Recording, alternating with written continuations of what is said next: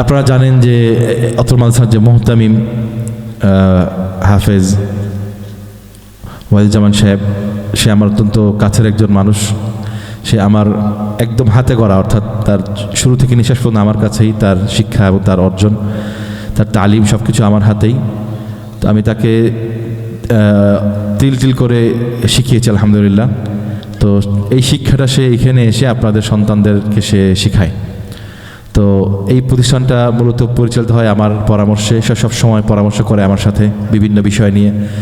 তো আমি তাকে সবসময় চেষ্টা করি সুপরামর্শ দেওয়ার জন্য, কিভাবে আপনাদের সন্তানরা আরও ভালো করবে এবং বড় হবে এই বিষয়ে।